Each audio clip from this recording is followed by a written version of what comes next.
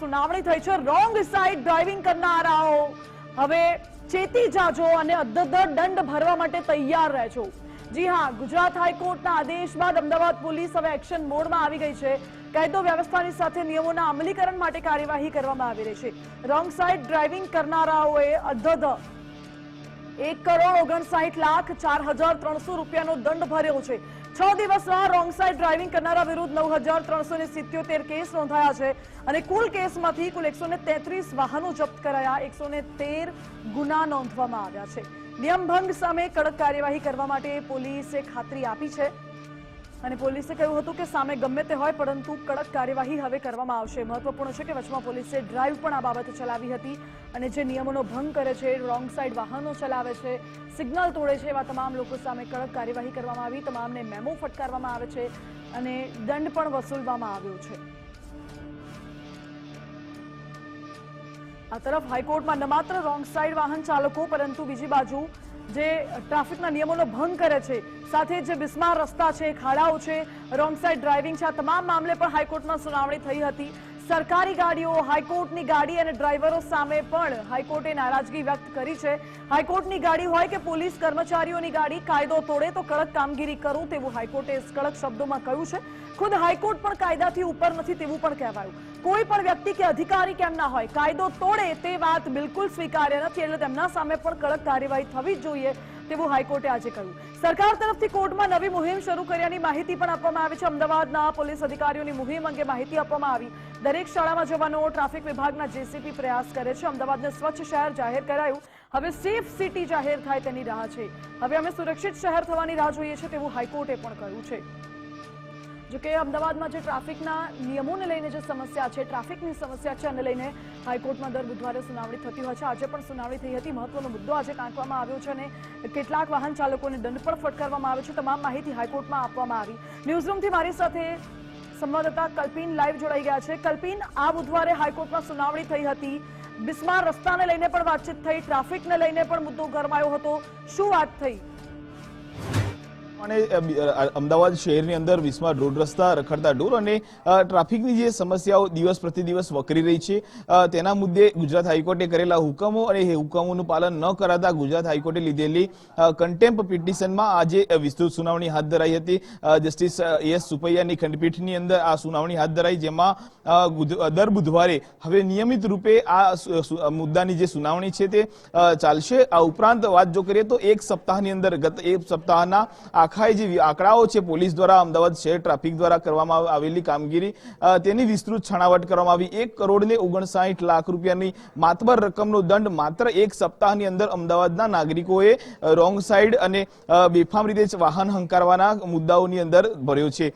એટલે આ બાબતો જે છે તેની પણ આજે ગુજરાત હાઈકોર્ટની અંદર વિસ્તૃત ચર્ચા કરવામાં આવી।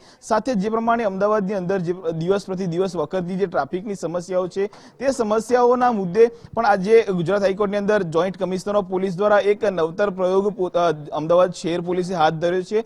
તેની પણ કોર્ટને જાણ કરવામાં આવી, કોર્ટને અવગત કરવામાં આવી। તેઓએ કહ્યું કે અમે આખા મુદ્દાને લઈને ખૂબ ગંભીર છીએ અને શાળા અને કોલેજો સુધી જાગૃતિ કાર્યક્રમો કરી રહ્યા છે। એટલે જ્યારથી બાળકો અભ્યાસ કરી રહ્યા હોય, તેઓ પરિપક્વ થાય ત્યાં સુધી તેઓ ટ્રાફિક સહિતની જે બાબતોની અંદર ખૂબ મેચ્યોર થાય, સમજદાર થાય, કારણ કે તેઓ ભવિષ્યના નાગરિક છે, દેશનું ભવિષ્ય છે। એટલે આવા સંજોગોની અંદર અમે ખૂબ સંવેદનશીલતાથી આ મુદ્દાને લઈ રહ્યા છીએ। ન માત્ર એક દિવસ કે બે દિવસ સુધીની કામગીરી અમે કરવા ઈચ્છીએ છીએ, પરંતુ કાયમી ધોરણે આ આખા મુદ્દાનો લોક ભાગીદારી અને લોક જાગૃતિના આધારે નિરાકરણ આવે તેવું અમે ઈચ્છી રહ્યા છીએ, તેવું જોઈન્ટ કમિશનર ઓફ પોલીસ દ્વારા આજે કોર્ટની અંદર એફિડેવિટ કરીને પણ કહેવામાં આવ્યું। સાથે કોર્ટે એ પણ કહ્યું ઘણા બધા મુદ્દાઓની અંદર જે વકીલ છે તેમના દ્વારા પણ દલીલ કરવામાં આવી કે હજુ પણ અમદાવાદની અંદર રોંગ સાઈડ ડ્રાઈવના કેસો વધી રહ્યા છે। સાથે જ કોર્ટે એ પણ નારાજગી વ્યક્ત કરી કે જો આ સમગ્ર કેસોની અંદર પોલીસ અધિકારીઓ હોય, હાઈકોર્ટના કર્મચારી હોય કે પછી કોઈ પણ હોય, કાયદાથી કોર્ટ ઉપર નથી, એટલે તમામ લોકો ઉપર યોગ્ય કાર્યવાહી કરવી જોઈએ અને તમામ લોકો સામે કડક કાર્યવાહી પણ થવી જોઈએ તેવું આજે ગુજરાત હાઈકોર્ટે સ્પષ્ટ વલણ અપનાવ્યું છે। આગામી બુધવારે પુનઃ જે છે તે આ મુદ્દા ઉપર સુનાવણી હાથ ધરાશે। પુનઃ એક સપ્તાહનો આખો જે ડેટા છે તેનું અવલોકન કરવામાં આવશે, તેની સમીક્ષા કરવામાં આવશે અને કોર્ટ જરૂર પડશે તેમ દિશા નિર્દેશો પણ આપશે। જી જી કલ્પિન, હાઈકોર્ટ કડક આદેશ આપે છે, પોલીસ કાર્યવાહી પણ કરે છે અને જે નિયમોનો ભંગ કરે છે તેમને દંડવામાં પણ આવે છે, પરંતુ બીજી બાજુ જે ટ્રાફિકની સમસ્યા છે એ ટ્રાફિકની સમસ્યા તો ઠેરની ઠેર જોવા મળે છે. એના માટે કયા પ્રકારનો એક્શન પ્લાન છે? બિલકુલ, મેં અગાઉ કહ્યું તે પ્રમાણે કે અમદાવાદ શહેર ટ્રાફિક પોલીસ છે તે હાલના તબક્કાની અંદર આ આખા મુદ્દાને લઈને છેલ્લા એક સપ્તાહથી સખત વલણ અપનાવી રહી છે. અત્યાર સુધીનો જે આંકડો છે તે ખાસ 17/7/2025 થી લઈને ગત તારીખ 22/7/2025 સુધી રોંગ સાઇડ ડ્રાઇવિંગના જે કેસો છે તેમાં 9377 જેટલા કેસ જે છે તે ટ્રાફિક વિભાગ દ્વારા કરવામાં આવ્યા છે. કુલ કેસો પૈકી 133 વાહનો પણ જપ્ત કરી લેવામાં આવે છે અને 113 લોકો સામે એફઆઈઆર નોંધવામાં આવી છે.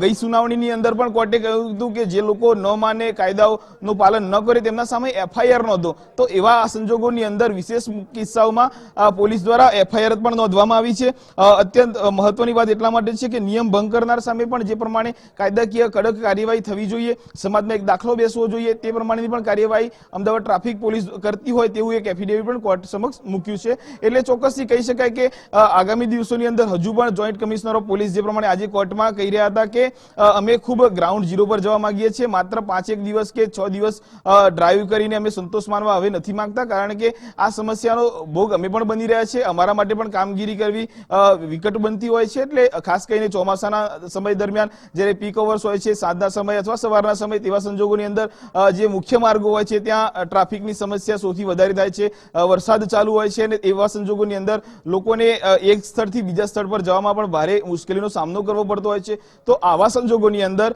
અમદાવાદ આખા વિસ્તાર, ન માત્ર એસજી હાઈવે કે પછી સીજી રોડની વાત, તેઓએ એ પણ સ્પષ્ટતા કરી કે અમે હવે અમદાવાદના બે વિસ્તારને નથી ઓળખતા, અમે આખા અમદાવાદને જડમૂળથી બદલવા માંગીએ છીએ. ત્યારે પણ કોર્ટે કહ્યું કે અમદાવાદને સ્વચ્છ શહેરનું બિરુદ મળ્યું છે, પરંતુ અમે હવે સલામત અમદાવાદને પણ જોવા માંગીએ છીએ.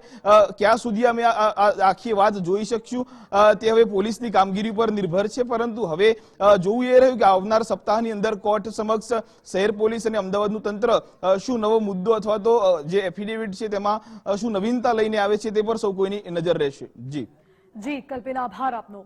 એટલે આવનારા સમયમાં હવે ટ્રાફિકને હળવું કરવા માટે પોલીસ દ્વારા કયા પ્રકારના પ્રયાસો કરવામાં આવે છે એના ઉપર નજર રહેશે, કારણ કે જે ટ્રાફિકના નિયમોનું પાલન નથી કરતા એમના વિરુદ્ધ તો કાર્યવાહી કરવામાં આવી જ રહી છે, પરંતુ ટ્રાફિકની સમસ્યા છે આપોઆપ સર્જાઈ રહી છે, ખાસ કરીને પીક અવર્સમાં, જ્યારે અમદાવાદનો એસજી હાઈવે છે કે પછી સીજી રોડ છે, મુખ્ય રસ્તામાં ટ્રાફિકની સમસ્યાઓ સર્જાય છે. હાઈકોર્ટે અગાઉ પણ કહ્યું હતું કે પોલીસના ધ્યાને માત્ર એસજી હાઈવે અને સીજી રોડ જ છે, પરંતુ અમદાવાદના ઘણા બધા એવા અન્ય વિસ્તારો પણ છે કે જે ટ્રાફિકની સમસ્યાઓ સર્જાય છે. એના ઉપર પણ પોલીસે ધ્યાન આપવું જોઈએ. માત્ર વાહન ચાલકોને દંડ કરવાથી કશું નહીં થાય, પરંતુ ટ્રાફિકનું ભારણ કેવી રીતે હળવું કરવું એને લઈને પણ પોલીસે એક્શન પ્લાન ઘડવો જોઈએ, એ પ્રકારનું હાઈકોર્ટે અગાઉ કહ્યું હતું. હવે આ બાબતે પોલીસ કયા પ્રકારની કાર્યવાહી કરે છે તેના ઉપર નજર રહેશે.